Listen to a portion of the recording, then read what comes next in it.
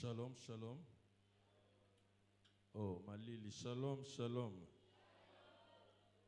To telemi likolo, to ziba Biblia na biso, to kotanga na Éphésiens chapitre 1, du 3e kino 6e verset. Éphésiens chapitre 1er, le verset 3 kino verset 6. Nazobondela nanu bandeko bafandi batelem. Nous lisons pour la gloire du Seigneur. Béni soit Dieu le Père de notre Seigneur Jésus-Christ, qui nous a bénis de toutes sortes de bénédictions spirituelles dans les lieux célestes en Christ. En lui, Dieu nous a élis avant la fondation du monde, pour que nous soyons saints et irrépréhensibles devant lui, nous est destinés dans son amour à être ses enfants d'adoption par Jésus-Christ, selon le bon plaisir de sa volonté, à la louange de la gloire de sa grâce qui nous a accordé à son bien-aimé. Fandesi Zwamiyo. Yahweh to tikitango yo tolingito yoka yoko loba. Yaka lobela biso nanguya molimo mo santo.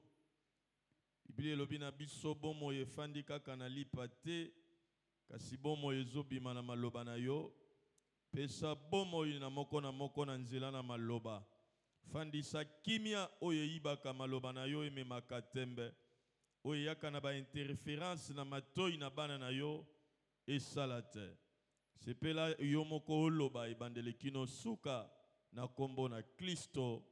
Amen. Amen. Tobeteli maloba na Nzambe maboko.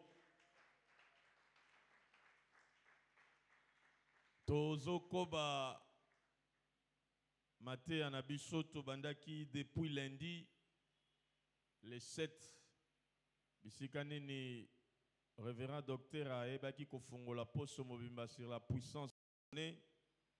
Bongo cette semaine toza koloba na thème oyo Jésus-Christ notre sauveur. Jésus-Christ notre sauveur. Yesu Kristo mobikisi na biso. Bongo mukolo liboso balobelaki biso sur les sali tangu tozoloba Yesu Kristo nde mobikisi. Les sali to être sauvé bapesaki biso ba réponse sur la question lobi konde nini, qu'est-ce que c'est que les sali. Et puis, il faut répondre à la deuxième question, qui est intitulée la nécessité du salut. Pourquoi l'homme a besoin du salut? Ponanini moto azana posa ya lobiko pasteur alobaki makambo ebele et puis na suka ayebisaki biso comment être sauvé. Lolenge nini moto akoki kobika bisika nini a développé d'abord la pédagogie en Nzambe po abikisa mutu pe alakisaki biso makambo esengeli ngai na yo kosala po tozala sauvé. Bongo lobi apesaki deuxième sous-thème oyo ezalaki intitulé il faut que vous naissiez de nouveau pour recevoir les salut de Jésus-Christ. Et sengeli obotama mbotama ya mibale to mbotama ya sika po ozwa lobiko na Yesu Kristo.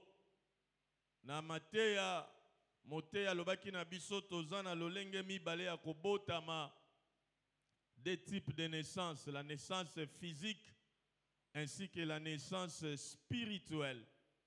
Alobi naissance physique ils ont dépendre de la volonté à mutute. Batumoko mibale basangani, mutumoko ya misatu abimi. Donc kobotama Zamba pesi biso droit ya koponate bisiko kobotama tatani ni to mama nini.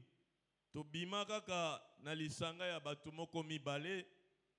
Bongo aye kolakisa biso naissance ya mibale, la naissance spirituelle. qui est lié à la volonté de l'homme. Ils ont dépendre na ba choix et décision ya moto. Alobi ko botama mbotama mibale ndezo memela biso lobiko. Lobi apesaki ba réponse na mituna mibale pourquoi naître de nouveau. Pona nini esengeli to botama mbotama ya mibale et puis alakisaki biso comment naître de nouveau. Alobaki poto pona nini esengeli to botama mbotama ya mibale po ete moto azaki totalement corrompu à cause de la corruption humaine.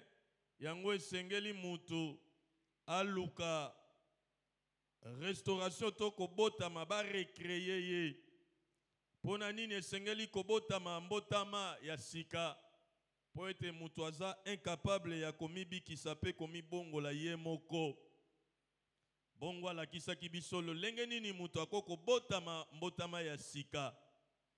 Eloko nini esengeli ye kosala. Alobaki na biso esengeli to kufa na masumu. Bongo alobaki ekosalama na bitapi misatu. La reconnaissance, la confession ainsi que le renoncement. Tango ezalite poto bandela mate ya nyonso wana. Nasuka lobi soki mutu asali makambo oyo akufi na lisumu asekwi kati na Yesu andimi bakotisa ye na batisimo akomi mwana na Nzambe. Yango lelo tolingi to développer sur le privilège d'y sauver. Makambo eza komonana na bomo ya muto ya bikisami. Certes muto yo alandi cheminement ndenge bate muto ya kutani na Yesu Kristo ayambi ye lokola mokonzi pe mobikisi balobaki na biso abikisami akomi muto ya sika. Nzokande kozala mwana na Nzambe to kokoma muto ya sika eza pe na ba droit ebele ba avantage ebele oyo ekangisami na muto yo abikisami. Texte touti kotanga ya Ephésiens chapitre 1er le verset 3 jusqu'au verset 6. L'apôtre Paul a zolobela sur les bénédictions, les avantages et les droits liés na mutoyo a côté en contact avec la bonne nouvelle, mutoyo andimi sango malam pe a pesi bomo inaye pa inankolo. Il y a des avantages et comme ici est propriétaire na yango. Yango nous voulons parler ici sur les privilèges d'y sauver. Makamboyo et sali na mutoyo abikisami mutoyo apesi bomo inaye katikati na Kristo mutoyo ayambi Yesu Kristo lokola mokonzi pe mobikisi biloko nini eye pa inaye. Soko tangi kaka na texte wana okomona Paul alobeli makambo ebele. Paul a évoqué plusieurs privilèges oeza liés na sauver. Mais biso to épinglé ba privilège ndambu kaka na kotanga 10 privilèges oyo ezomona na vie ya sauver. Lobi balobaki na biso Dieu nous a créés tellement libres. Atika biso liberté ya choix.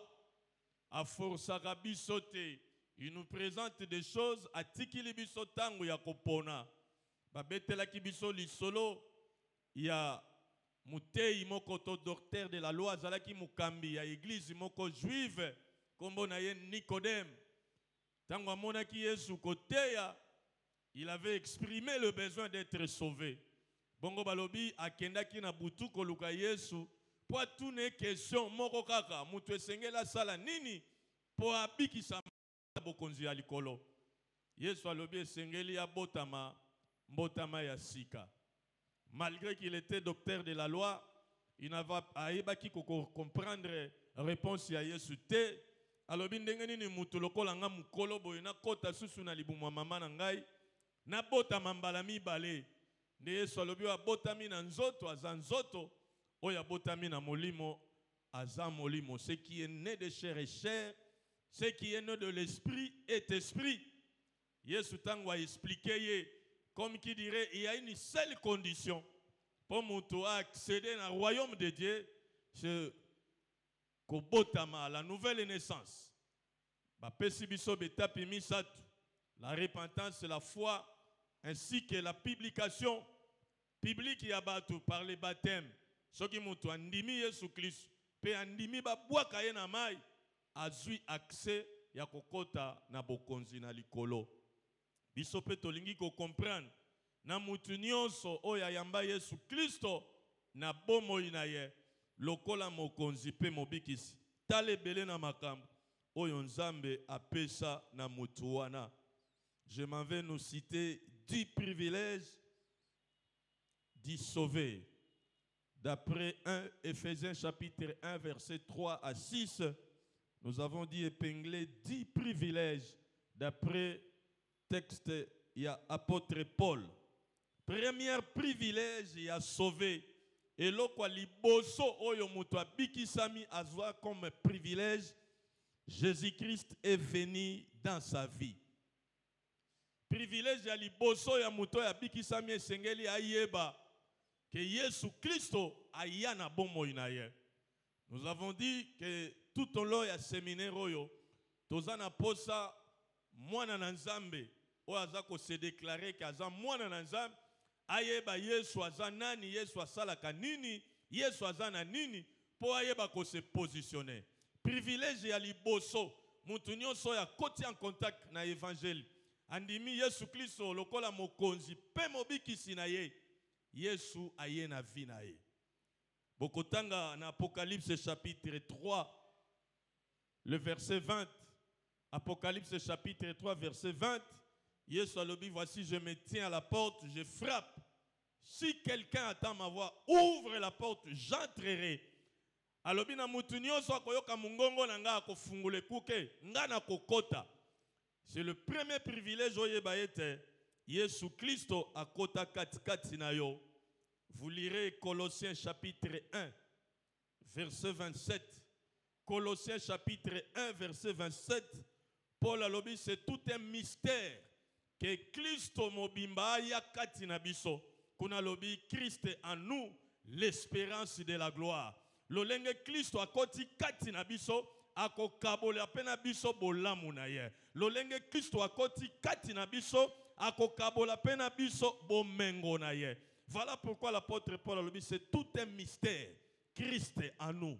C'est vraiment une espérance, l'espérance de la gloire. Au Kotanga na Éphésiens, chapitre 3, le verset 16 à 17. Tozana katia séminaire, papa lobi mutu abik akolaka na enseignement. Donc komaka malembe tolia mwa beaucoup. Éphésiens chapitre 3, le verset 16 à 17. Bible lobi, Christ habite dans nos cœurs. Et Seigneur loyeba ete Christou avandaka na mutema na yo. Eza makambo yo koko dutete yo muto sala expérience ya nouvelle naissance. O lekar pe na ma ya baptisimo. O yamba Yesu Kristo lokola mokonzi pe mobikisi na yo. Yesu aza na mutema na yo. Amen nango eza bien terre. Voici le premier privilège d'y sauver et que Jésus-Christ est venu dans sa vie. Oyo nyonso abikisami, oyo nyonso akutani na Yesu, bomengwa liboso Yesu aye kati kati na ye. Deuxième privilège d'y sauver. Privilège ya mibale en moto ya bikisami. Celui qui est sauvé. Deuxième privilège est qu'il est devenu enfant de Dieu. Vous êtes devenu enfant de Dieu. C'est la nouvelle position que nous avons maintenant. Hier, on nous a parlé de 2 familles. On nous a parlé de 2 naissances. Ici, Bible lobi na biso, privilège ya mibale ya moto ya bikisami, a komi mwana na nzambe. Ozaka lisusu mwana ya tata wana te. Ozalaka lisusu mwana ya batu wana te. Okoma mwana na nzambe. Soki eza na mutu moko asambela kata salaka bonganga lobaka makam. Soki a défié yo loboza mwana grand frère te. Loboza mwana petite sœur te loba te. naza mwana nza. C'est une déclaration forte. Soko lobi akofanda kimia poko yoka sango. Kende konabino akoma teti. Lokola la kisinga akoma teti na kolakisa ye. Déclaration oyo foko yeba ke tobota makabana na nzambe te kasi toko makaba bana na nzambe. Yo muto poni ko sala choix ya koyamba Kristo na bomo na yo lokola mokonzi pe mobikisi nzamba zuyo a incorporé yo na libota na ye. Lobi balobaki na biso libota na nzambe nde tozobenga église okomi mwana na nzambe. Jean chapitre 1 verset 12 à 13. Jean chapitre 1 verset 12 à 13. Bible lobi à ceux qui ont crié à la parole, et il a donné le pouvoir de devenir enfant de Dieu. Comme qui dirait, on n'est pas enfant de Dieu, mais on devient enfant de Dieu. Tout dépend du choix que tu vas faire. Comme tu as fait ce choix-là, deuxième privilège de Sengeli Oyeba, Ozamouana Nanzam. Comme tu as Jésus et tu l'as invité dans votre vie, d'office, tu es enfant de Dieu. Kobanga kanayo te Ozamouana Nanzam. Ah, nazolo banayo Ozamouana Nanzambe. Romains chapitre 8. Romains chapitre 8, verset 12 à 17. Na lingyo tanga yango. Zwa Bible na yo. Romains chapitre 8, verset 12 à 17. Bible le dit ainsi donc, frères, nous ne sommes point redevables à la chair pour vivre selon la chair. Si vous vivez selon la chair, vous mourrez. Mais si par l'esprit vous faites mourir les actions du corps, vous vivrez. Car tous ceux qui sont conduits par l'esprit de Dieu sont fils de Dieu. Et vous n'avez point reçu un esprit de servitude pour être encore dans la crainte, mais vous avez reçu un esprit d'adoption par lequel nous crions Abba Père. L'esprit lui-même rend témoignage à notre esprit que nous sommes enfants de Dieu. Est-ce qu'on peut répéter la malobananza mais ma bokote?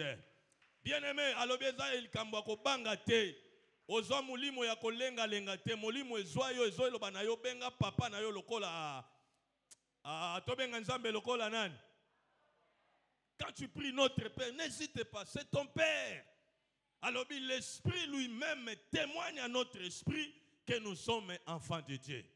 Et ça ya ko hésiter te. Mulimo akoloba kati na yo ke yo za mwana na nzambe. Okotambusama selo bana na nzambe.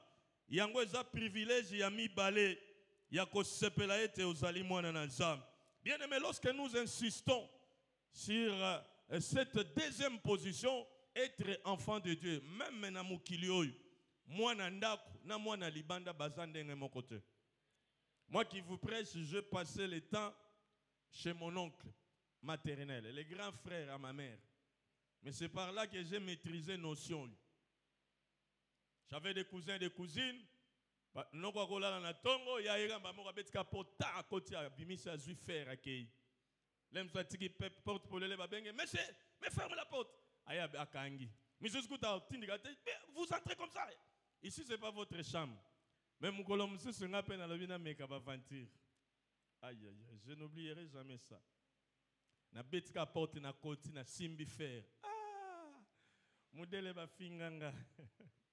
Bafingi na papa nanga, bafingi na mama, bafingi na koko na biso. Impoli. Muto abima na pyjama zola nanga tina couleur afinganga. Impoli, que ce soit la dernière fois. Rentre chez vous. Ici c'est pas chez toi. Nena comprendre ki ezaka na différence ya mwana ndako na mwana ya liba mais yo za mwana nzambe. Ye moka lobi ba pesa ka biloko abana te na bambwa. Lokolo za mwana ya nzambe biloko abana na nzambe oko. Ah, biloko abana na nzambe oko sala nini? Lokolo za mwana na nzambe ko banga te. Oyo nyoso papa pesa kana bana na ye akopesa na yo. Na lingo comprendre likambo wana. Ozana cousine ango pe azaya musika. Koko na bino ba mesanaka. Abokoma lokola bandeko boza village moko aza pena ndeko te. Bongo cousine wana komi na situation moko bien te. Alobia wa bazo menacer libala malamu te banango misatu nazoluka nazwata moko yolobi tindela ngai ya liboso ya 11 ans aye na ndaku na yo mena kotoba ndo bengo yozo benga batu bauti na fidimambu mwana wana ndoki mama nekutwa lemba anga na sambelaka sans effet oyo salisie ba déclaration bo bondeli obengi ba passer ba pambuli azala lokola Potifar na ndako ya Joseph na ndako ya Potifar azala lokola Yakobo na ndako ya Laban a troublé ata amen afandi un jour ozoya okoti na ndako na chambre na yo uti ko sukulo yo kokuta mwana ya 11 ans amateli yo na mbetu asali ça dépend oyebi ça dépend na yebi ça dépend attitude ne kozala nini loba bena vérité o confirmer que ora sans effet au nom de Jésus kindo kino monani awa nyoso ya nkukwe bimaka poa o bandi otinda moto etumba yo soki siko eza mwana na yo ya suka ya 11 ans moto asali yango attitude ne eza ndeni ndoi na yo papa pesa yo kombo alobi na pesi yo kombo chérie tellement je t'aime bien oza attitude nini ma chérie qu'est-ce qu'il y a le ventre te fait mal mais pourquoi ça ozolingo yeba cause poaza mwana ya nda loba na ndeko ngana mwana nzambe bomengo abana na kozwa yango moto akoboyisa ngango azate au nom de c'est ça la nouvelle position que nous occupons en Jésus-Christ. Nous sommes enfants de Dieu. Tu n'as pas besoin que quelqu'un te le dise. L'Esprit lui-même rendra témoignage à ton esprit que tu es enfant de Dieu. Moi, je n'hésite pas de dire que je suis enfant de Dieu. Nous sommes les co-héritiers. Co-héritiers. Tokoma bananaye, le fils de son adoption. Tango Yesu. Azotanga pe Albert, azotanga pe Chico, azotanga pe Patient, azotanga pe Mutingia, azotanga pe. Amen. Et ça privilège à kosakana nango te. O balobi bazoluka biso nyonso, ba famille Kembo lobi ngala za na famille Kembo te. Nzoto ndezawa ngaza na famille ya Yesu. Ngaba si ba komanga na famille ya bana Nzambe. Donc yebisa bango ba Kembo nyonso bako bakokanite. E ozaka biloba lo bien azaka biloba lo pona bibisika na te. Muto ayebi bisika telemi azaka biloba lo bate. Okomona pe ba Kembo nyonso bakozala ndengo na te. Okozala yo soko leki bafani nani bati ye simba ka yete poani. E simba ka yete poa koma na famille ya nani aloba na koma na famille ya nza. Troisième privilège d'y sauver. Le troisième privilège d'y sauver, selon Colossiens chapitre 1, verset 14, tous les péchés d'y sauver ont été pardonnés. Masumu nyonso, nazoloba nyonso. Parce que vie à mutu, ezaka toujours na 3 temps. Le passé, le présent et le futur. Awa balobi, tous les péchés. Ezala oyo salaka kala na oyo bosani na oyo zokutana nango lelo d'ailleurs Paul alobi bana nzambe basumu kakate Jean pardon tokoma kobeta mabaku na libaku ya lobi asi ali alimbisa. C'est un privilège le pardon de péché. Okomona kuna bazolo bana Colossiens chapitre 1 verset 14. Il y a 2 termes techniques qu'on a utilisés, la rédemption et la rémission. Nous avons reçu la rédemption et la rémission de nos péchés. Rédemption est un terme utilisé chez les Grecs en économie. Pona mutoyo alingi kosale la mbongo dans un marché. C'est-à-dire, ezakolakisa rachat, kosomba. Surtout, lorsqu'on achetait des esclaves. Dans le marché des esclaves, on pouvait permettre la rédemption. C'est-à-dire, tu payes avec un prix les rachats d'un esclave.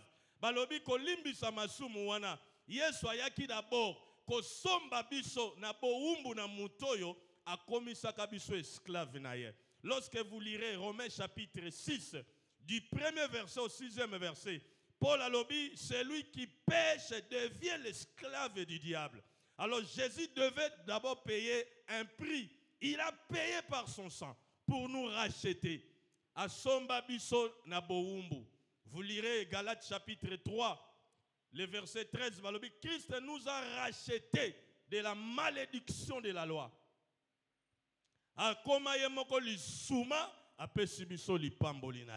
Donc le pardon, il y a masumu, Yesu azosalango en deux temps. Alors le deuxième terme, c'est la rémission, le pardon de péché. Vous verrez dans son ministère, il y avait que deux termes techniques. Soit ta foi t'a sauvé, soit tes péchés ne te sont pas pardonnés. Voici les deux termes Yesu azalaki kaka ko utiliser. Lorsque vous lirez Jean chapitre 9, les disciples ont un aveugle né de naissance. Ils ont posé la question. Pourquoi il est aveugle? C'est à cause il y a masumu, il y a bakoko na ye, il y a batata na ye, to masumu na ye moko. Il savait qu'il y avait le péché qui pouvait rendre quelqu'un malade. Alors Yesu a sangi ça. Na masumu wan, na masumu ekoko memela biso masuma, alobi na muto na bikisi, na pesi yo droit, na limbisi masumu na yo nyo. Nyonso, yango mwana na nzambo ayebi penza ke ye asia yamba Yesu Christ na bomo ina lokola mokonzi. Pe mobikisi akokufa na culpabilité te. Loba mena bien. Pona nini parce que na Hébreux chapitre 10 verset 17 à l'obi, lorsque je pardonnerai, j'oublierai même les péchés. Mokomona les athées, mokomona bato batelemelaka la puissance du pardon, ils te diront, qu'est-ce qui te prouve que tu te mets à genoux, tu fermes tes yeux, tu confesses sur un péché, et par après tu te lèves, tu commences à dire, Seigneur, merci, tu m'as pardonné. Ils disent que c'est du non-sens. Il faudrait qu'il y ait une substitution, quelque chose qui devait remplacer, quelque chose qui devait demander à souffrir, à payer un prix. Mais le fait que Christ autofukamaka, Yahweh, na lobi mutema nanga na salaki bona salaki bona salaki bona salaki boy limbisanga na suki il sukulanga na telemi na bandiko tonda nzambe pona bango est impossible. Je ne vais pas citer des gens, il y a quelqu'un, Mary Becker. Mary Becker a écrit beaucoup de livres. Il dit qu'il est médecin. Azan médecin, quel est ce sang-là? Depuis que ça a commencé à couler, il y a de cela plus de 2000 ans. Et la personne n'a jamais subi l'hémorragie. Alors, non, c'est du non-sens. S'il y avait des réserves, 2000 ans plus, il a choisi les choses folles de ce monde pour confondre les sages. Makambo nzambe bayeba kango na philosophie te, makambo nzambe za molimo santu nda lakisa kango bango. Oyo bango bayebi te, biso balobi lokola toza bana na nzambe, acha molimo na ye kati na biso po asosolisa biso. Bien-aimé, le problème du pardon, c'est un grand privilège. Il y a des familles divisées parce qu'il y a eu carence de pardon. Il y a des couples divisés. Mon sous-partenaire a boy copé sa pardon. Moi j'avais mon professeur en licence qui nous disait, une autorité ecclésiastique moko, ils peuvent jamais prier dans une même église. Si c'est lui qui entre, lui là devait sortir, ou soit c'est lui qui devait sortir. C'est un conflit éternel. Professeur, théologie peut être le rôle de pagan. Il y a un chose na mwana no lingo tinda sa la théologie. Quand il s'est fermissima kembi sa foi na ya kemba luga pe théologie ni rotinda. Il y a un commissaire tana ya théologie charismatique. Soko bois qui est chez les libéraux, OK kotinda mwana no comme mu pagan. Pour makamba ko bando yebisa yo na yo moko lo banzam mwana nanga bungi. Il y a des gens qui ont refusé le pardon parce que d'après le catalogue, on ne peut pas pardonner. Mais ici, Jésus nous dit, tous nos péchés ont été pardonnés. Même les soumouana, alimbisana. Il y a même wana, yebisay. Omoni les soumouana, oyebite, alimbisa. Mon église, au nom puissant de Jésus, je ligote, je détruis, je renverse. Oh, adoration, Les péchés individuels, ora bato banzo. Bato bandolo baloko la mabata. Soko tala tali ono nelongi. Apusa ni sikoto. Yawe. Akiti susu. Soko lembisi azongi na sima. Ayi aliye kami na mir. Abandika yawe. Soko pusa na lobeta katolo. Masumu nini olingaka koloba te batu bayoka. Awa balobi meme masumu wana alimbi sana ye. Eza na ba lusambo ekomisaka batu lokola mabata lusambo ya confession. Saki vide. Papa, maman, fungula saki sopa nyonso. Totangi Esaïe lobi, parle toi-même pour te justifier. Réveille ma mémoire. Dieu qui se présente comme si quelqu'un qui a perdu la mémoire, alobi yomoko rappelenga. Oranzambe. Loboko neza mukusete wana po batino subayebi. Pona ko simba wana batu bayebi. Litoi na weza ko kakabate. Zambe. Atali na nukotom. Azong.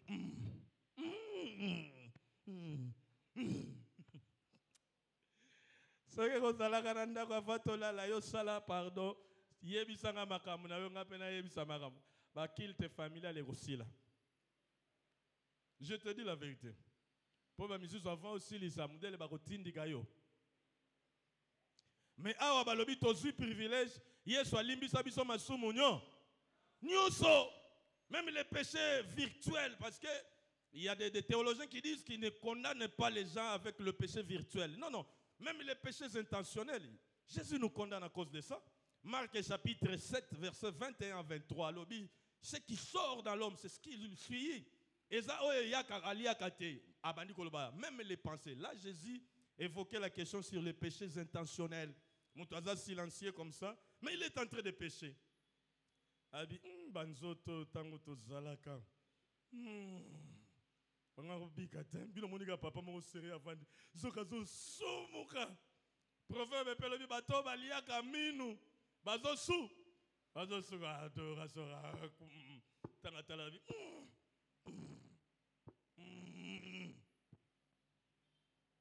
Lobana ndeko nozana privilège masumu nonyo sobali. Koliaka susu mbebote Yesu asi ali.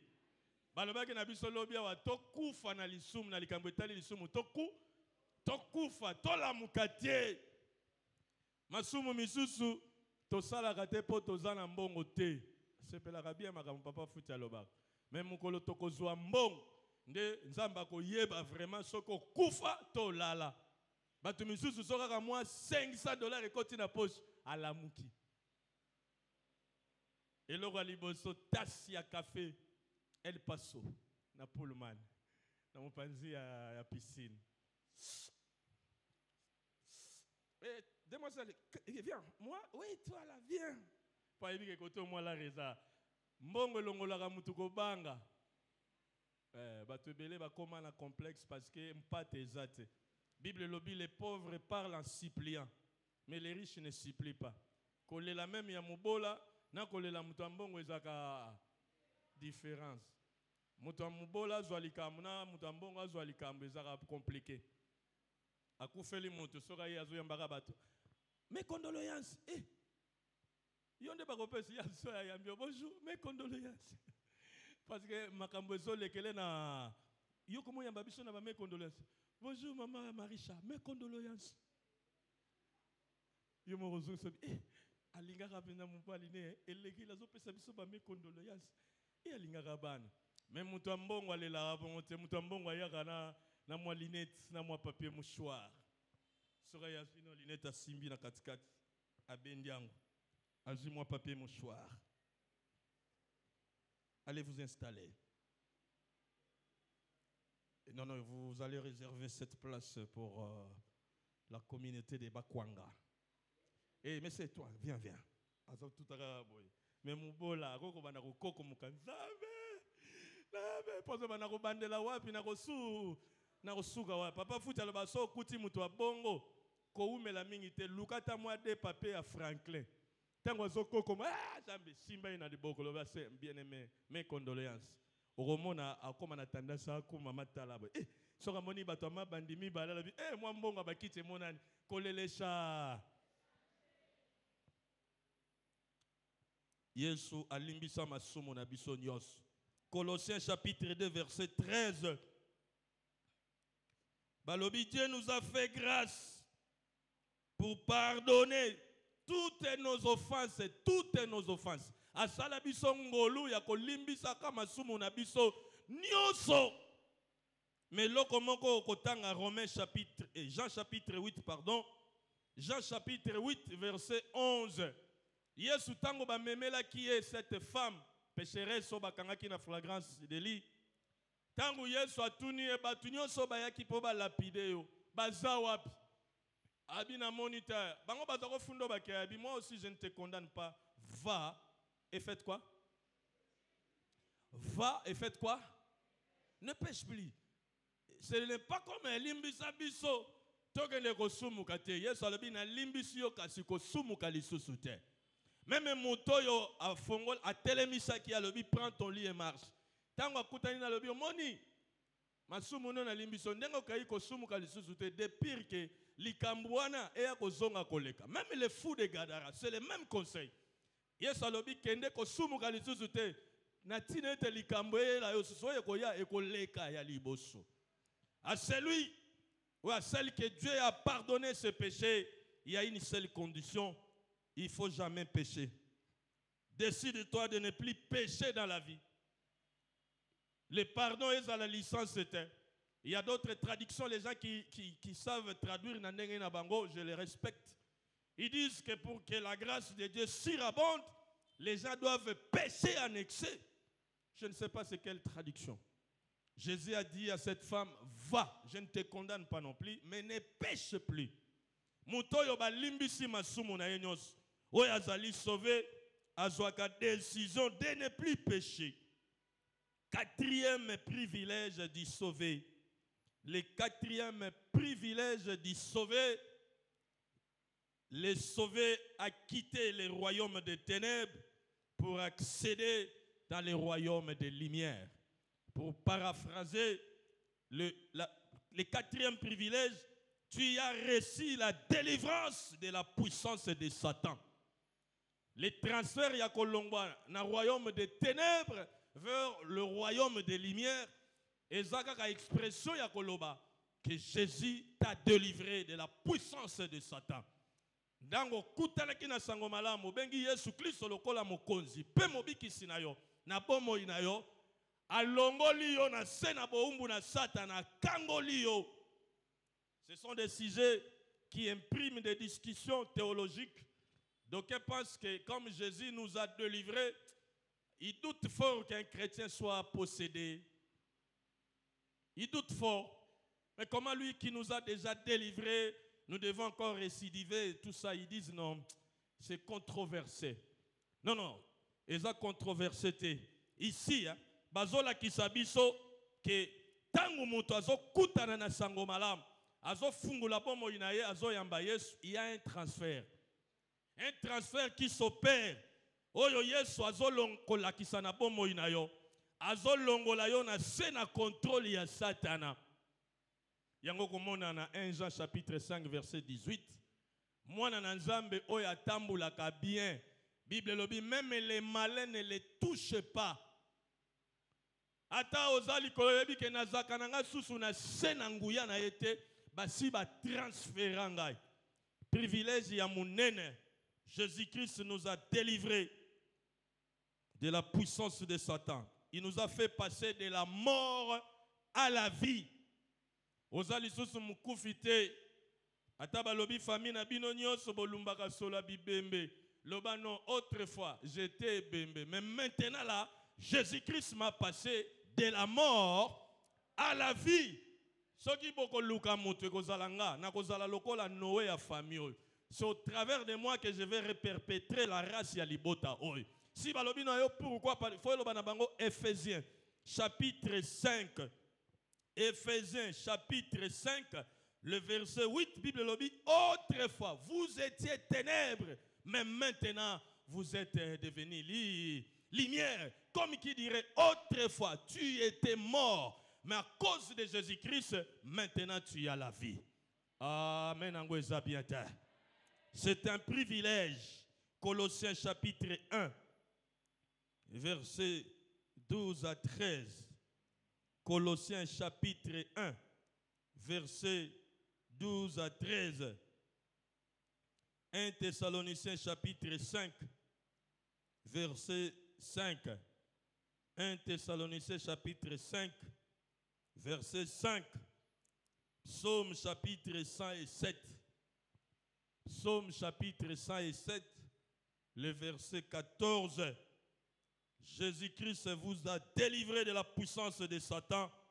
Vous n'êtes plus sous le contrôle du diable, ni des magiciens, ni des occultistes, ni des marabouts, même de ces chefs-là, chefs coutumiers. Osali sous nase à contrôle na yete. Aloba mena bien. Ezana ndeko moko papa betaka lisolo awo.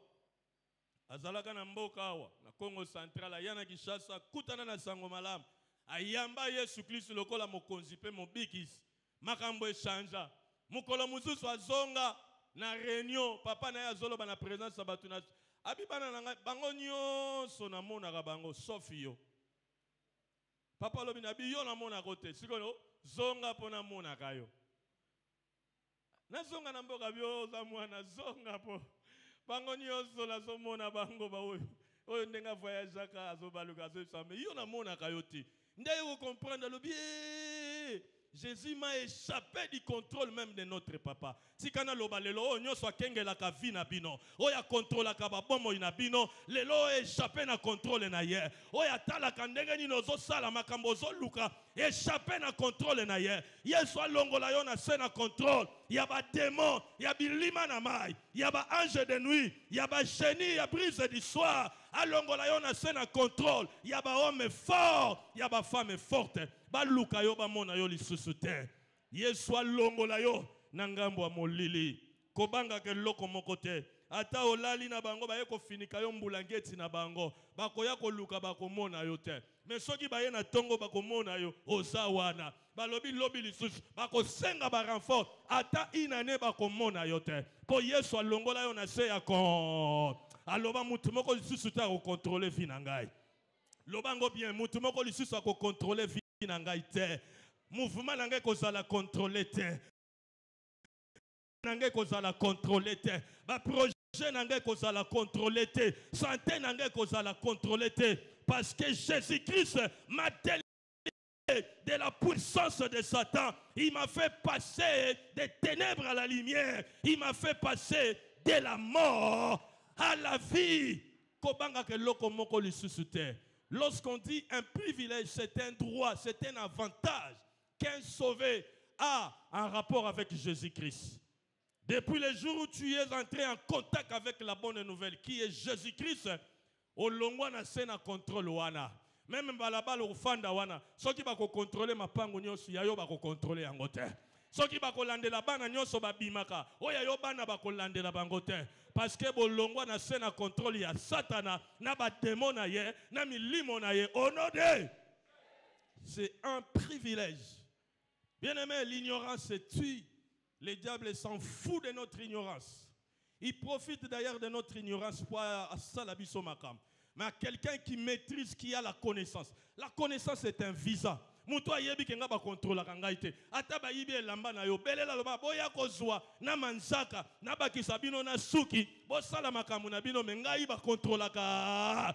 Ah na zolo babanda lelo ba ko contrôler yo lisusu te. Bako contrôler avenir na yo te. Bako contrôler étoile na yo te. Bako contrôler ba projet na yo te. Bako contrôler ndaku na yo te. Parce que ozana muto asi alongola yo na sena contrôle na bango. Il y a des gens qui nous suivent de près. Ils ont mis des surveillants de part et d'autre. Tu dors, il y a des gens à tes côtés. Tu te réveilles, il y a des gens qui te pourchassent là-bas. Mais aujourd'hui, je t'informe, Jésus-Christ t'a délivré de cette puissance. Tu n'es plus sous le contrôle de quelqu'un, même du diable et de ses acolytes. Ozali susuna sena contrôle na bango te. Masolo mizuso ozoyo kango. Vous avez intérêt vous allez demeurer dans ces choses jusqu'à quand? Ngala ba contrôle ngate. Masapona bino azo salaze lokote. Ngayawa ba longola ngana se ya contrôle. Télévision na ye sala rapona bino e sala rapona ngate. Nzungu na ye wana e sala rapona bino me sala rapona ngate. Fungula na ye wana e kangaka ya bino yange kangaka ti. Basali Nanzambe, babondela pona maman moko aujourd'hui, maman, azo se retrouver tes mère de 4 enfants. Akoufeli mobile. Maman, papa, moussou ayaki yabandi koboko lele bana, papa na koufi asa koufeli bana ne mibale. Mazobete la bango li solo. Alors bi mon père, ndenga linga kanga nandaku. Nazaka na ba fête même à l'occasion de rien. Même à l'occasion de rien. Aujourd'hui 10 sur 10, l'obia babengi si kosa kosa. Babengi papa m'a dit à tabi, même m'a dit à ta venez chez nous fête, boya ko lia bomela. Agero cinébilité babi c'est votre fille la fête. Habitant on a comment on a ba âge à 14 ans, na bandi ko comprendre, je ne comprenais pas. Soka sali fête, alobia zaki na garde-robe, salanete kota libulu, na coin wana, bato bazo fête au monde na salon abomiminda ya kotika kawana. Azolo baka na bakadena, azolo baka na bakadena na bafungola. Et cette fille alobi j'avais l'habitude, ce qui fait sili papa ko memanga na salon, alobi salon au côté à Sidi wana côté à Betty et à qui loko la zambe. So na combien na lobi so mamni alobi nanga zwa fungola kanga. Bakiti abi buaka abuaka. Nzoka papa na ye a contrôler kana bana nyos. Kuna ba yebisaki mwana oyo ndaza na étoile ya makasi koleka batu nyos. Mwana onde okosalela. Abanda ekosalela papa kufa lelo vi na ezati na te. Lelo na lingi na yebisa yo. Ata okota na famille ozana tata modèle wana. Ata ozana noko modèle wana. Toi là, tu n'es pas sous le contrôle de quelqu'un. Yeso longola yo. Muto ko contrôler yo te. Même là où tu travailles, les gens ne vont pas te contrôler. Parce qu'il y a des entreprises qui contrôlent même les employés. Ton employé ne saura jamais te contrôler. Na université, banano va contrôler bangote. Bisiko ko foute là, va contrôler bangote. Même là où tu vas, personne ne va te contrôler. Parce qu'il y a des gens, bino bolali azo contrôler ba mesa. Azo tala no tango tchera na mesa tali abia lelo ba roya boy. Lelo na yebisa yo, ozui sango malamu. Privilège wana eza droit na yo, eza avantage na yo. Nde okoloba, ata omona ka lisu moko na rideau, loba na ye okovanda wana titongo. Ngana lali okomona eloko. Ah, to moni ibu azoyemba loba, yo ibu, yemba titongo. Ngana ye kolala okomona eloko. Prépare-toi pour binemi roya makasi. Mamisu ba robanda koloba mutu na bino asambela kana tazana ba kisi na ye. Oye saba oui na kisi. Kisi nange longola nga na se na ba contrôle na bino. Ata botindi ba mpuku na obenga na mote to la na bango. Me bango mo ba esa bino ke ba moni eloko. Oya ko ya po tia caméra na ndako na ye ko sala na ngote. Il y a des gens comme ça. À côté de bino na ndako mbango mbango. Je peux me soulager. Ba zo témoigner. Yo pe lokolo moni e bien, o memi une installation ya ndako. Ake kuna sala eloko ta zuka mo eloko mo ka bwaki. A chasser mai caméra. Yango moni batu misusu basalaka na toilette ndako na ya libanda. Soka libanda ezate ke esengele pa ba voisin. Abundisa ba voisin. Loko eza nango bitumba ba voisin te simba bango te. Ouais, moi j'avais un ami comme ça. Azaro tout la petite sœur, ne soit moni petite sœur ina ba sardine ba na pesio. O Timota bi pesanga na lia bilorwan. Opone abiso Timota salikisi ya lango so ngana lia. Moyo lango ezate ona lekide oza fatira na o ebiso ya solo. Po ba garçon misusu ba koma ko utiliser biloko po lango isayo. Puis ngana lia mona bangisa lié. Na siko normalement raisonner, il avait raison. Loko la biloko na basala ngona kombo ya Augustine, mutali yango André. Ekozwa kuna kozela Augustine abujarate koto André bitumba Augustine etali André. Na so déclarer lelo mutu moko lisusu ko contrôler yote eloko moko ba kochela yo kengela yote singa bilambe ko contrôler yote nzeta libuka ko contrôler yote mabanga ba ka kochela batu liboso lupango e ko contrôler yote ezana bibonga misusu ba kotiango kaka na direction à porte oyo longoli oye na poko kuti ba tieli yo kaka obano silika nani achake loko metika leo na yebisa yo baba kisango lisusu baba kisama bonga me mutu ko contrôler yo azate parce que Yesu asia longola yo. Cinquième privilège. Le cinquième privilège du sauvé, c'est l'acquittement. Le sauvé est acquitté sur le point de vue juridique. Lorsqu'on parle de l'acquittement, c'est-à-dire c'est après un jugement qu'on peut dire que Ce prisonnier, ce sujet est acquitté. Yesu Masia, tangu kakozo kota en contact na ye, il te déclare non coupable. Et puis azopesa yo billet à jugement que tu es acquitté. Billet wanezana non appel. Mutu akoya kokotso susu na jugement azate. Kuna lobi na biso na Romains chapitre 1. Il n'y a plus donc de condamnation pour ceux qui sont en Jésus-Christ. Pourquoi Jésus disait cela? Parce qu'il savait qu'il y a des gens qui nous accusent à tort ou à raison. Apocalypse chapitre 12, verset 10. Apocalypse chapitre 12, verset 10. La Bible nous dit, on appelle le diable l'accusateur de nos frères. Il y a des gens qui nous accusent. Chef,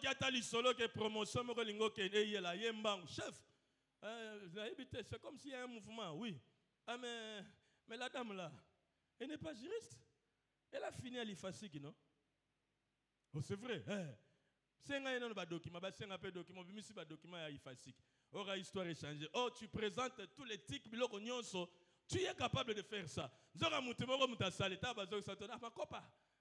n'a pas été habillé. Ah, prions toujours, prions toujours.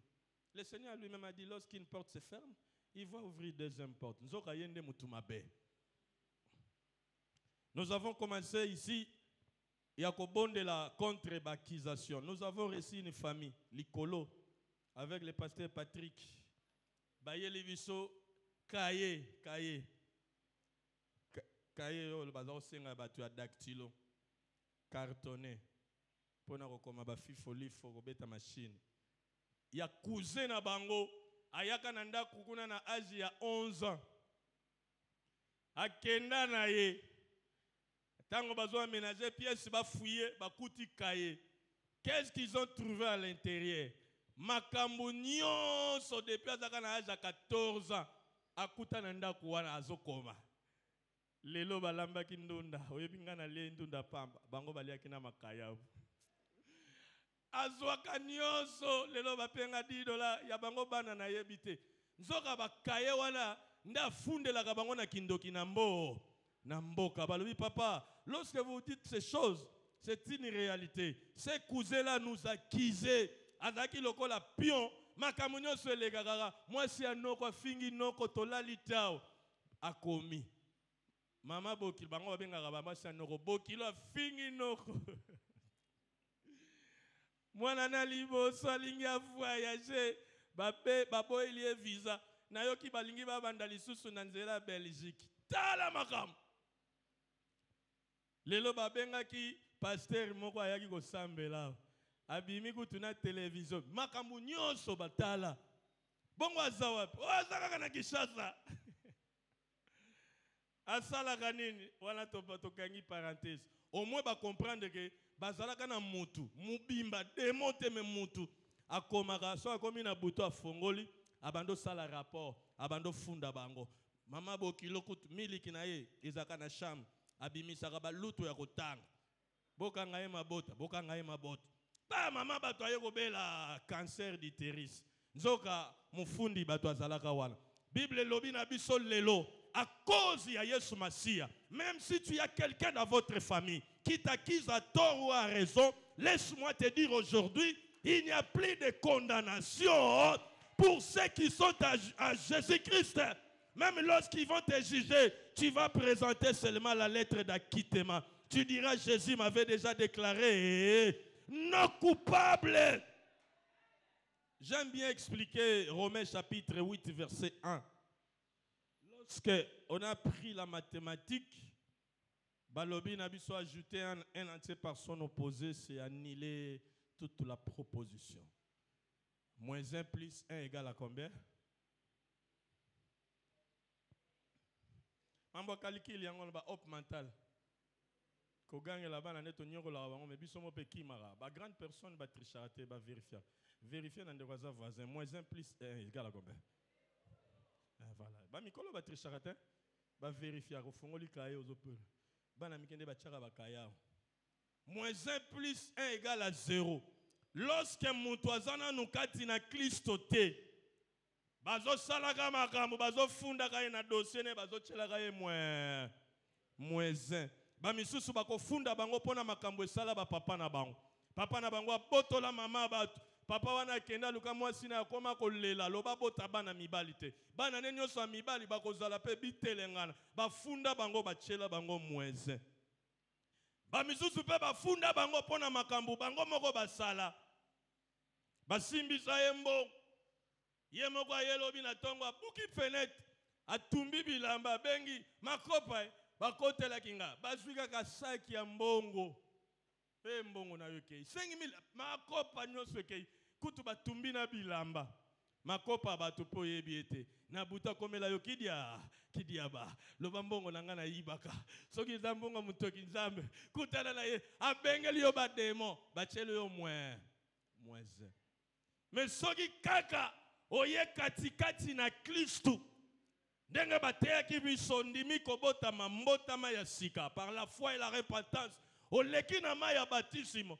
Yesu ayena plus 1. Na kote bachaki mweze abambi. Mweze plus 1 égale à yango égale à 2. Bon na lobi 2.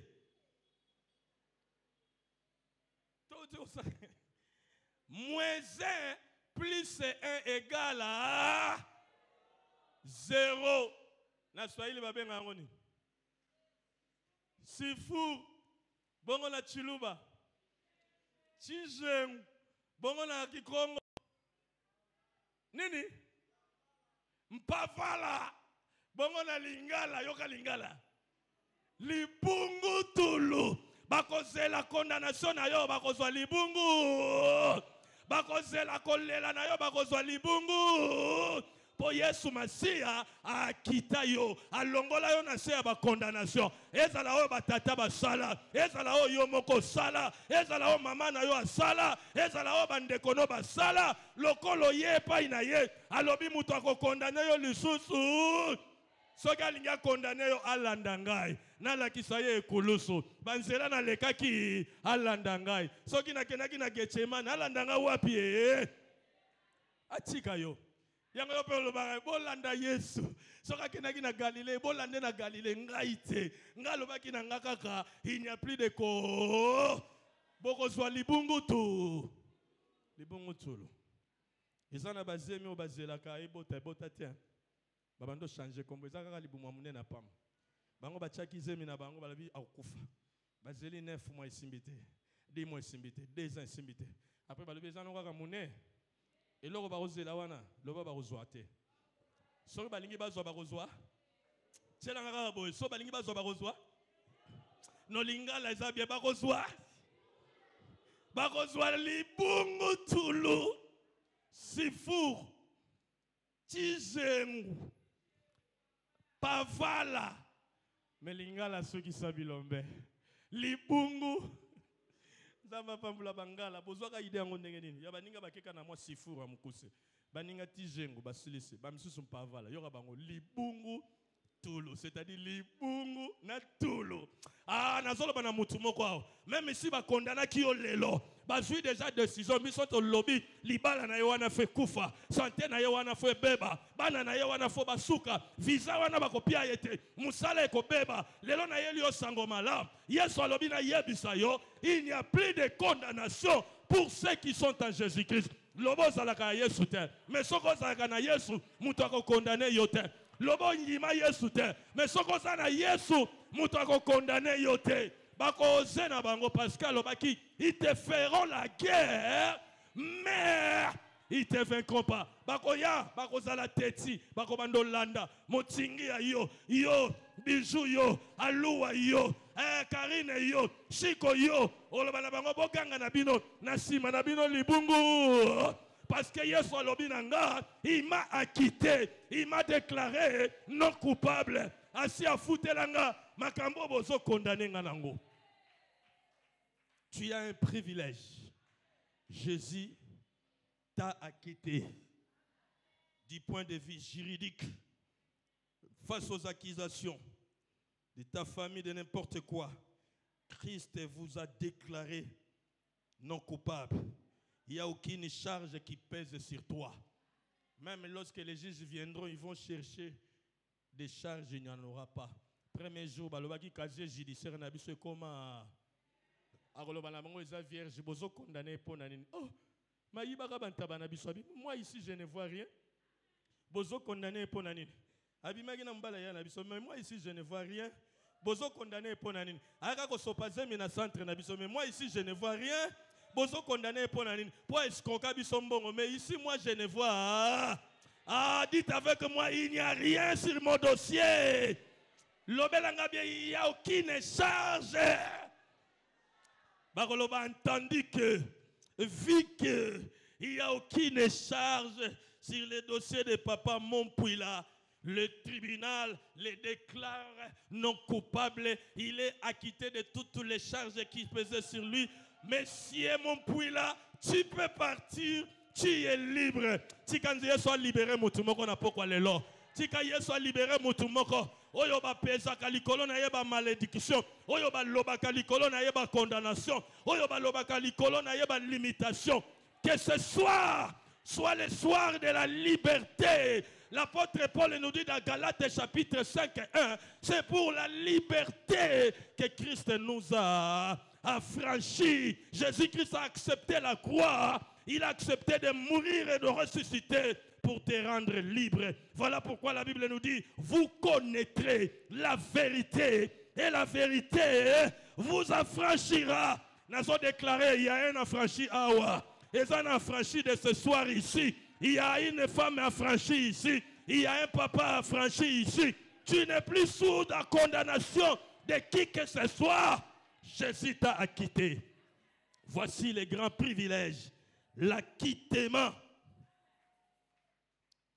6e privilège du sauvé. Le sauvé est bénéficiaire de la protection du Christ. Montoyo Yesu Christ abikisa ye ye moko akoma protection na ye akoma lokola mira banzube tout autour na yo azako assurer yo la protection alobi oza en sécurité. Même lorsque tu seras fatigué, tu n'as pas les mots pour prier, dors. À tes côtés, il y a quelqu'un qui s'est privé du sommeil, qui veillera sur ton sommeil, pour qu'aucune main ne puisse te toucher. Car la Bible nous dit, c'est lui qui veille sur Israël, ne sommeille ni ne dort. Colossiens chapitre 3, verset 3. Maintenant, votre vie se trouve cachée en Jésus-Christ. Sokozana na scène protection na Yesu. Aucune puissance, aucun pouvoir ne peut te toucher. Amen. Et nous les akilo. Nguya mokote, bokonzi mokote, et koki ko simba yo li susu, parce que yemoko aza sécurité na yo, aza protection na yo. Na 1 Chronique chapitre 16, le verset 22. 1 Chronique chapitre 16, le verset 22. Il a donné un impératif à l'obi, ne touchez pas. Ne touchez pas. Ah, télémana likolo tozo télémana no bateti. Il y a des tétis, Jésus a na bango ne touchez pas mais ouais, mais bango bazo meka ko simba biso. Télémana likolo siko bonde la semenanga Yahweh. Nazo lakisa yo. Bateti oyo ba yoka kate. Olobaki na bango ne touchez pas mais ouais, mais bango bazo simba kanga. Malheur à eux. Ah, pasi na bango. Nazolo bana bateti wana lelo bakwaya fanda na se lelo nanda ku fosiliga lobi ne touchez pas à mes oins, ne faites pas mal à mes serviteurs. Na ba version misus à mes élis, à mes enfants. Alors si quelqu'un veut te toucher, c'est un téti. Faut le banazo telemela ba démon téti. Boyaka ko troubler pongi nanga. Mosusu soka lale komi kaka ine ayoka na matoyi lokola lokole soka la mugi ponge sile oya ko yale lususu na lokole na ye lelo a teti lobelanga ba teti nyonso lelo bwana problème teti nyonso simba ka santé na yo azana. Bien-aimé, je t'informe qu'aucun sorcier, qu'aucun démon, qu'aucun magicien, qu'aucun sataniste ne peut toucher à ta vie. Parce que tu as quelqu'un de plus fort qui te protège. Son nom, c'est Jésus-Christ. tu as la meilleure protection. Il a dit dans Psaume 91, verset 1, celui qui demeure sous l'abri du Très-Haut repose à l'ombre du Tout-Puissant. Bango bakanisa kozotoka na se amoyi nzoko ezaka na lilingi moko ya Tout-Puissant ebatelaka yo. Même tango voyageaka l'ombre wana ebatelaka yo. Même tango zaka na mituka l'ombre wana ebatelaka yo. Yango y a des accidents, mutuka ekozala déclassé, mais moyen nzamba kobima. Parce qu'il y avait un ombre de l'Éternel. Que l'ombre de l'Éternel protège ta famille. Que l'ombre de l'Éternel protège tes pas. Que l'ombre de l'Éternel te protège jusqu'à la fin de cette année. Que l'ombre de l'Éternel protège tes projets. Que l'ombre de l'Éternel protège ta vie. Qu'aucune main ne puisse toucher à ta vie. Oya kotambula na batonga po tuba batu malade. Akokutana na elilingi ya Yahweh. Akokutana na elilingi ya Yahweh. Akokanisa rozaye moka yoka bakolobane. On ne touche pas. Ah, on ne touche pas. Ah, on ne touche pas. Le bagana kombo na yo, on ne touche pas Isaac. On ne touche pas. Ah, on ne touche pas Yvette. On ne touche pas. Parce que la Bible nous dit le nom de l'Éternel est une tour forte où les justes s'y réfugient. Le nom de Jésus a la capacité de nous sécuriser, de nous protéger contre les flèches enflammées de l'ennemi, contre les assauts du diable. Il n'y a aucune main, je le déclare, il n'y a aucun pouvoir qui va encore toucher à ta vie. Oye simba kaba pongi na yo, oye simba kaba matrice na yo, oye simba kaba finance na yo, oye simba kalibala na yo, oye simba kandaku na yo. Aujourd'hui, je le déclare au nom de celui que nous prêchons, Jésus-Christ de Nazareth. Fini, fini.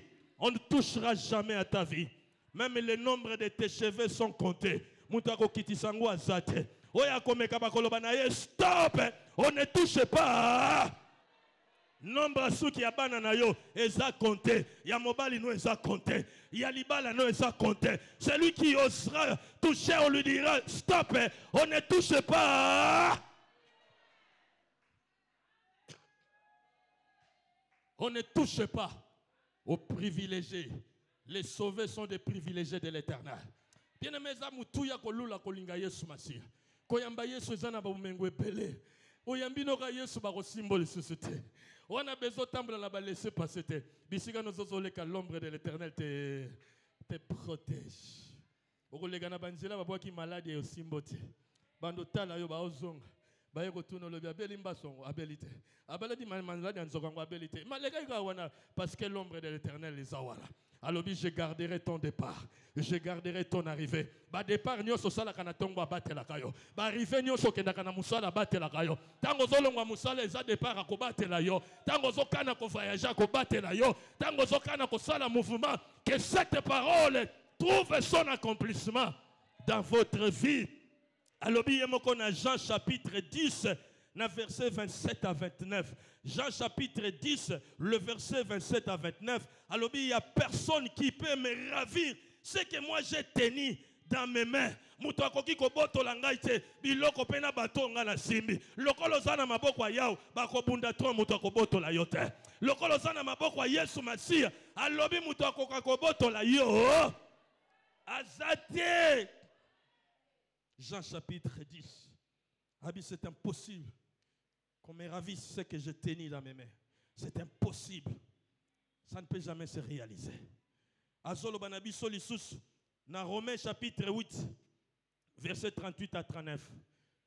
Romains chapitre 8 verset 38 à 39. À quelqu'un qui a expérimenté la nouvelle naissance comme nous l'avons fait, il a fait ces déclarations que j'ai l'assurance, ni la mort, ni la vie, ni les anges, ni les dominations, ni les pouvoirs ne peuvent faire quelque chose contre ma vie. Yango nazo sakola lelo. Ataba telemisio bilombe po babundisa yo. Mutako simba yo azate. Mutako laliso na se azate. Ataba kozabi lima ya zamba. Mutako laliso na se azate. Ayez cette assurance qu'il n'y a aucun pouvoir qui pourra encore te ravir entre les mains du Seigneur. Tu es en sécurité. Tu es en sécurité. Jésus-Christ te protège. Oza lokola tige alimete, batie na paquet alimete, babwaki na kati ya coffret. Po bazwa tige alimete, fo babuka coffret. Nzamba bomoy. Fo babuka Yesu Masia, ye moko poso. Fo balongola nzoto wana molimo sante, fo basimba yo. Papa Fouti a défié Kalobi, il n'y a personne qui peut faire cet exploit. Je le déclare aujourd'hui. Même lorsque tu vas dormir au milieu des sorciers, que tu te réveilles sans griffe, il y a un lion. Parce que ozolala na kati environnement ya moto. Ah, quel environnement du fait t'embrasse partout, tu passeras des nuits. L'autre privilège. Septième privilège, nous avons dit, nous allons citer que 10 privilèges. Il y en a pas mal. Voici le septième privilège du sauvé. Le sauvé a le pouvoir de vaincre les Satan. Silence, on a imposé, je n'ai pas aimé. Le sauvé a le pouvoir de vaincre Satan, les diables. Continuez la liste. Et ses acolytes, les démons, les sorciers, les magiciens, les ngunza, les chés, les ketchou, les gens qui parlent mal contre toi, tu as le pouvoir de le vaincre.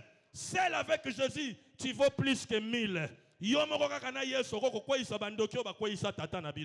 Celle seulement avec Jésus, tu vaux plus que la majorité. Tu as ce pouvoir. Il a dit dans Marc chapitre 16. Commencez d'abord au verset 16 jusqu'au verset 18. Dans Marc chapitre 16, au verset 16, il dit, il donne la condition. C'est lui qui croira en moi. Sauvé. Tu seras sauvé. Abandi. Voici procuration. Voici. Lorsque tu verras voici, c'est dire c'est un droit que des fois il faut réclamer. Seigneur, tu as dit, tu m'as doté de ce pouvoir. Alors voici les miracles qui accompagneront tous ceux qui auront crié à mon nom. Ils feront quoi?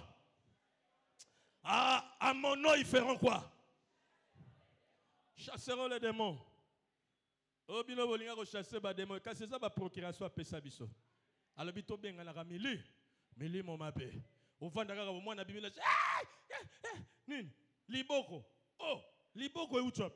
Je vis inime. Moi na bando ko sauter bino na ndako. Papa, tellement. Tu as le pouvoir, ils ont dépendre de la position zate. Bisika nous se écouter là yo. Atana nzela, atana mbula, atozo kima. Au nom puissant de Jésus-Christ que je sais. Il m'a doté de ce pouvoir. Il m'a donné la procuration. Il a dit en son nom, je chasserai les démons. Toi, démon qui est venu troubler ma maison, sors au nom de Jésus-Christ. Viens dormir. Mets-toi à genoux.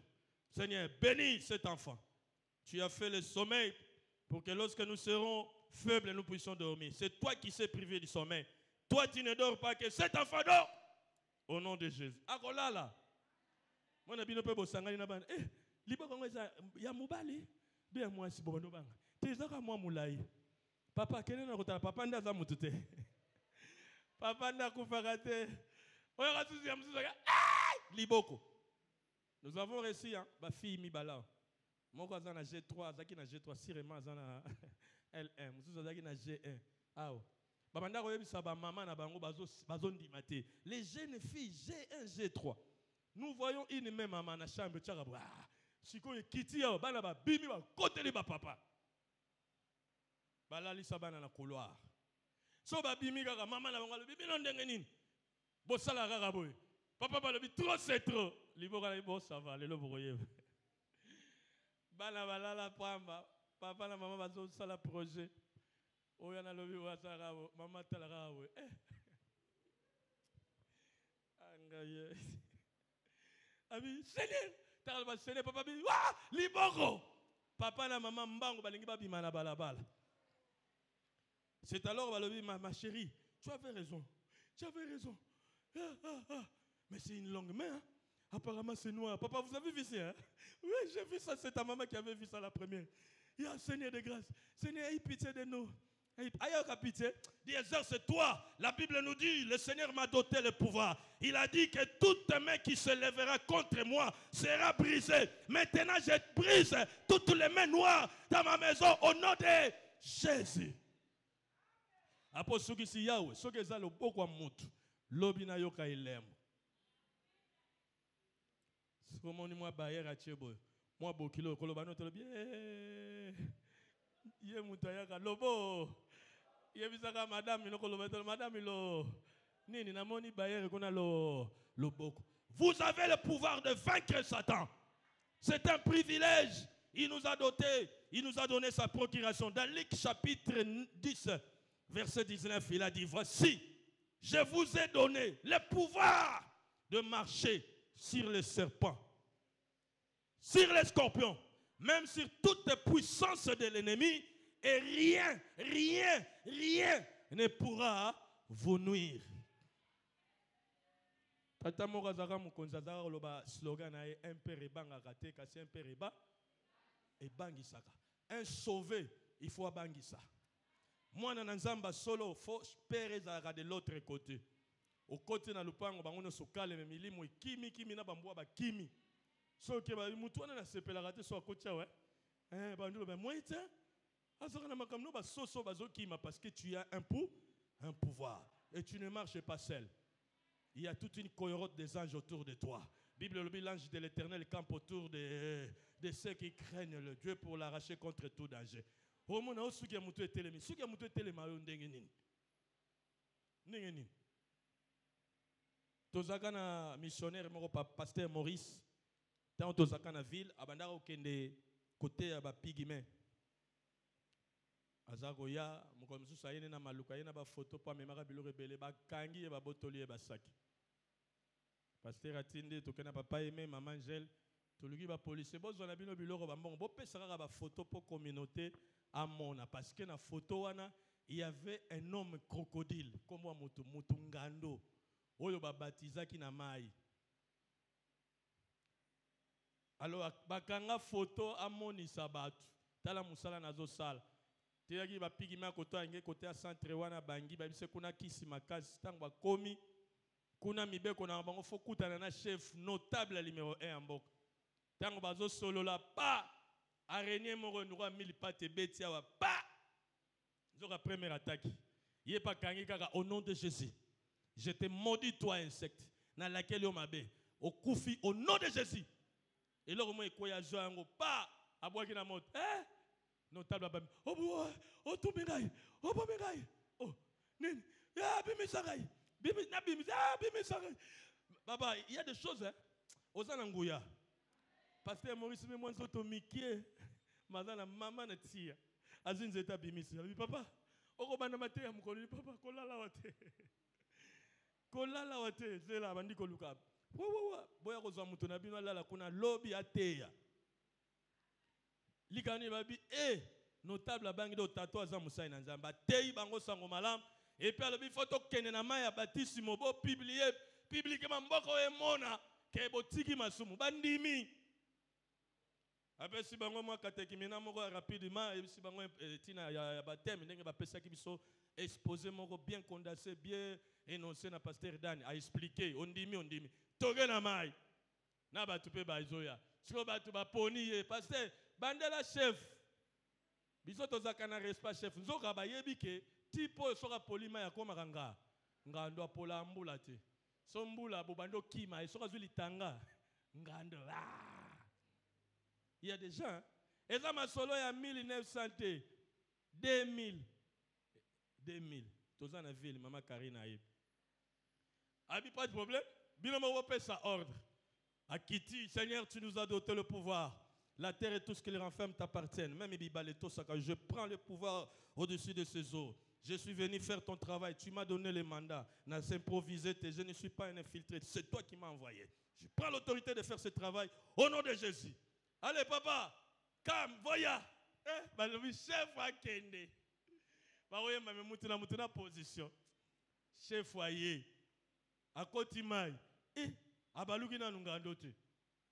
Batumisusu bapusa na bi apusani asimbi atunigas ondimi ndimi na batisa yo na kombata kotela mai babi mabo chemise ozocha ngando azoya na mai mwana na mwana fara na pasteur bakima bakenda likolo ba otala kaka au nom de Jésus-Christ je te dis Christ t'a vaincu toi sirène des eaux je te ramène à la vie au nom de Jésus. Mbonge bimi. Katikati na ye na mutu na chemise. Expérience c'est ça. Nga besko na tuna intercesseur tozo bon de la raral. Mili mwa nyoka, bima, mutu mwa bimi nyoka, bo swa ne ba papa shiko. To continuer à vivre comme ça. Modèle to ko parata na bino. Papa, au nom de Jésus, pas mutu abimele na chemise. Mutu buna maboko. Tondimie. Na ba ba ka so mutu ngando asuki lelo basuki sie. Abendi kopali moko logo la mulangi ya pénicilline. Abi pasteur panza suko iloko baptisé nga. Poso sali susu ba imbale na ko baluka susu ngando. Pasteur alobi ba tiewa ne bazwi mabanga ba mwelo amai ba obeta pa na mulega bi eko pasuka te. Kaka na Yesu na yo wana bondela. Soki bo bami mabanga yo pasuka te ya mabe. Lusambu. Kak. Jésus est puissant. Jésus est puissant. Il est au-dessus. Ezana mutu moko tatele melakaya. Azana nguya likolo na nyoso. Bien-aimé tozana oya leki nyoso. Tu as le pouvoir. 8e privilège du sauver. Le sauvé a été marqué par le sceau du Saint-Esprit. Mutoyo Yesu abikisa. Zamba bamba ye caché le sceau du Saint-Esprit. Okotanga yango na Éphésiens chapitre 1 verset 13 à 14. Dieu nous a mis son cachet. Il nous a mis sa marque. Il y a des familles qui ont bilembo. Mais ce qui est pas na Yesu, elembo famille na bino elongwe. Akochayo elembo mulimo santo. Ba sauver bazakasu na bilembo ba dendo te. Okotanga na 2 Corinthiens chapitre 1 verset 21 à 22. Jésus-Christ nous a marqué du sceau. Les cachets là pour montrer que nous lui appartenons. Signe appartenance. Ya kolakisa yeto komi aye, komi propriété na ye. Batwa kala kala pona kolakisa loko eza ye akocha caché. Même établissement ya lelo ba ko obligé biso. Po bandima authenticité ya mukanda, il faut cacheter ça. OK na banque OK ko zo ba relever na ba ambassade po bandima, il faut tia les sceaux po ba mona penza que c'est la banque qui nous a envoyé se relever. Soyez la qui saka authenticité, il y a document, l'originalité nango. Alinga loba na yo ataba tu bazondi mate ke yo bongola mutema ya ndima ke yo bongola mutema okoma ya ye okoma propriété na ye. Quand vous lirez dans les évangiles, même les soldats romains, lorsque bakunda ki Yesu na libanga o ezaki ya kanga ki porte, ils ont mis un cachet pour que personne ne vienne voler le corps de Jésus. Soki ba yibi libango yo caché kote to komona to kanga batuana. Na lingena yebisa yo bachayo elembo. Yango mama moka lobaki changa elembo tambe yo nakoma elembo salanga elembo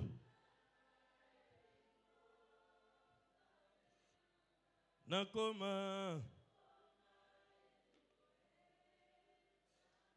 Bien-aimé kobanga te elembo wana ya ba sirene ba tchana bandeko na yo epa na yo ezalaka susu te. Yo koma na marque ya mulimo santo. Elembo wana ya ba ibu ba tchana mitu abatu nyonso epa na yo ezalaka lisusu te. Yesu masi acha yo elembo ya mulimo mo santo. Avant-dernier privilège. Le sauvé à ce privilège, il a la vie éternelle. Bon moïna seko. Bien-aimé, après cette vie, il y a une autre vie. Hébreux 9, 27, la Bible nous dit qu'après la mort, il y a encore une vie. Oh, yabiki sami. Yesu a rassuré dans Jean chapitre 6, verset 40. Alors, si oye pai nanga ondiminga, ofongoli momo inayo na koti, na pesi yo bomo ya seko, ata okufi na kosekwisa yo. Jésus-Christ nous ressuscitera pour aller vivre éternellement à ses côtés. Un sauvé a ce privilège d'avoir la vie éternelle, une vie qui ne s'arrêtera jamais. Et pour comprendre cela, l'apôtre Jean nous explique ça dans 1 Jean chapitre 5, le verset 11 à 13. L'apôtre Jean parle de 3 aspects. 1 Jean chapitre 5, le verset 11 à 13. L'apôtre Jean nous explique ceci, il nous donne ces informations sur la vie éternelle. D'abord, sur là où le Seigneur a placé cette vie. Première information. Au verset 11, il dit, Dieu nous a donné la vie éternelle et cette vie se trouve en Jésus-Christ. Cette vie, Dieu l'a placée en Jésus-Christ. Comme qui dirait, si tu reçois Jésus-Christ dans votre vie, tu as déjà la vie. Alors, bien. Mutumoko memi saki ya ba diamant azotambula. Amoni ona mutuka ofrene memanga o memi a côté na mutuka na saki ya ba diamant côté. Est-ce que ça na diamant? Est-ce que côté na ba diamant? Na memi saki ya ba diamant na mutu. Na moni ona nzela na mutuka. Na bi papa remi memanga o fongoli porte na côté. Na zi saki ya ba diamant na kitis. Est-ce que na mutuka wana diameza? Ah, ndenge nini? Diameza wapi? Na mutuka diameza ali. Bien aimé lokolo fungola mutuka bomo inayo. Ondima Yesu Kristo akota na vie na yo lokola mokonzi pe mobikisi. Lokola mema vie éternelle, osana vie éternelle. Alobela ngamena bien. Et deuxième information, l'apôtre Jean parle de deux catégories de personnes qui habitent ce monde. Nous avons deux types de personnes qui habitent ce monde. Un, alobi, c'est lui qui a le Fils à la vie. Mais celui qui n'a pas le Fils n'a pas la vie. Il parle de deux types de gens dans Mukilio. Bao bazana Yesu, bazana bomo ya seko. Ceux qui n'ont pas Jésus n'ont pas la vie. Papa moga yembaka fa kufa. Oh nkolo. Bisika to uti, to yebite. La kisa biso ata bisika tozo kende. On dit à Kenda pe balakisa ye bisika ngote tata. Na yo kaka souci, mais nga na yebi bisika na kokende. Alobi na ngai j'ai la vie parce que je lui porte dans ma vie. Là où il est, c'est là où je serai. Comme il est, c'est comme je serai. Deuxième information, aux types ya batouana te, bien que bazana mukili dans ce monde, il y a des gens qui n'ont pas Jésus, ils n'ont pas la vie. Mais toi là les sauver, tu as la vie. Ah, tu as la vie. Celui qui a le Fils a la vie. Mais celui qui n'a pas le Fils de Dieu, il y a deux types de gens. Voilà pourquoi nous devons tout faire pour batunion so bazalanaye. Troisième information. Ils nous disent, l'apôtre Paul et Jean, pardon, nous donne la condition pour recevoir cette vie. Comment recevoir cette vie? Jean dit ceci. Cette vie pour la recevoir, c'est en croyant au Fils de Dieu.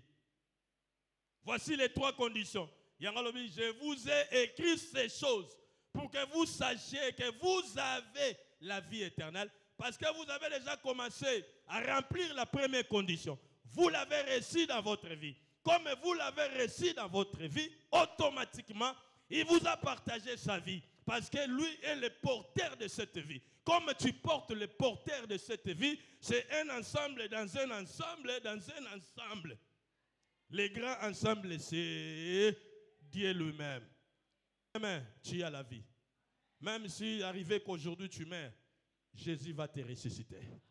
Tu seras à sa félicité éternelle. C'est quelque chose que tu ne dois pas douter. C'est un privilège. Tu auras la vie et la vie éternelle. Pourquoi? Parce que Jésus-Christ a rempli les conditions sur la croix.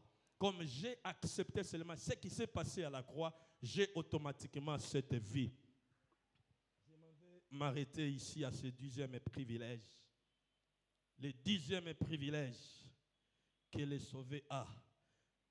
Le sauvé doit savoir que Jésus-Christ a tout changé dans sa vie. Tu es devenu une nouvelle créature. T'en fais pas. Même si tu as le même sang, même si tu as... Ça, c'est l'enveloppe, le matériel. Mais ce qui compose la personne du sauvé, Jésus a tout changé. Tu es devenu une nouvelle créature.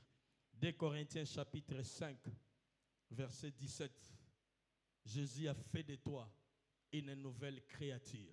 Si tu es conscient que Jésus a tout changé dans ta vie, il y a des choses que tu devais changer aussi. Moto a commis une nouvelle créature et là, teli na yepe faut changer. Moto a commis une nouvelle créature, ba réponse na yepe faut changer. Moto a commis une nouvelle créature, ba kanda na yepe faut sila. Moto ya comme une nouvelle créative, akoko za la pierre d'achoppement ya bato misusu te. Akoko lata bilamba ta lobi lelo ba ko souffrir. Nani a souffrir? Lelo ba ko souffrir amitali na kitala tala. Lelo boko yoka so tambule la binoka. Ba pema bato ezo kanga mabe boko yoka so tala bi azui azoleka kaka. Tango pe modérateur papa passer. Nous allons lever nos mains pour adorer le Seigneur. Passer ngana moi sengle comme gati edini. Tombola maboko moya tombola tabi soki na tomboli boko mona ba dossier. Soki pe papa futa ya kitabi aujourd'hui je vais voir tout le monde à genoux. Nous n'avons qu'un seul chef. Il n'y a pas de patron. Tofugama. Au moins la bilama mutafugami atali mutu na sim. Akoma bitoyoka na kino boyete. Zonga na nuzonga. Ti edini atali ka papa bat. On a papa faute à genoux. Okoma kanga kanga bilamba te. Oyo ba commissaire créature ya sika. Azakanela teli ya ma bete. Abipaka te. Achaka ba misu lokola ba moabiti te tala machala misu. Ozolo bali boso mutazol pe manokia bi Seigneur. Batelanga na ndima masengi na te yi. Samba longwa nokia na kutana na moko mama na ville tala manzak. Téléphone à Yambalaraka. Tiens, t'inquiète, j'arrive, je suis en face du pasteur. Je te relance, je reviens à toi dans 10 minutes. Na mutema na bi Seigneur akende kaka 10 minutes yango. Tala miso cheka ma sœur, qu'est-ce que je peux faire pour toi? Papa chek mame. Zambe salisa biso. Non, okoko zala bongo te. Muto yo nzamba komisi muto asika. Azana banzela oya kotambula lisusu. Ezana babwati oya kokota lisusu. Ezana mabina oya kobina lisusu. Ezana biloko oya komela lisusu. Ezana maloba oya koloba lisusu te. Marié toyebi. Soko moni mwana bato kitoko. Komisaka oh le bonheur et la grâce. Seigneur, tu as créé de belles créatures. Kokolo bate suki loka na mute. Pokoma ekela mwasika. Kolanda ete. Ma fille, est-ce qu'on t'a déjà dit que tu es belle? Hein? Obandi makambo tu es belle po suka wapi? Moto akomi, moto asika. Makambo pe fe koma. Ezaleli pe fe koma. Tempérament pe fe koma ya. Kotambula pe fe koma. Ba camarade na pe fa ba koma. Il faut tiga bandeko babandako memona kinkole na concert ya bidi bidi. Bisika bolata ka bling bling. En kilote s'il vous plaît. Ozola ki saba quiz. Papa moko muyembe ayembi de triste. Je ne sais pas s'il est en vie. Papa Kibala. Alobi nzambe sali sabiso. Mukili otofandi makambo ekomi ngambo. Papa soko tikinga na kosie. Nako sie le muka. Sie le muka. Alobi bana basi bakomi kongenga lokola moi. Bakomi lokola babwakela bango poudre tata soko tikinga nako sie le muka. Sie. Nzembo ne bandako sekisanga lobi bana mibali bakomi lokola moye. Papa soko tikinga nako sie le muka. Simbanga ya yeswe. Sokyo tikinga nako sie le muka. Sie le muka. Yoka couple mokili otofande komi na ngambwe. Bana basi bakomi kitoko loko na bi papa yazo monaka bango wa. Mutu akomi mutu asika na misu na yesha.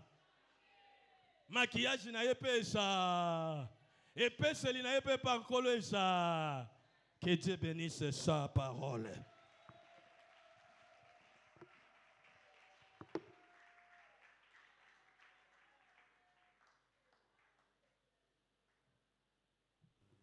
Betela nzambe maboko bien.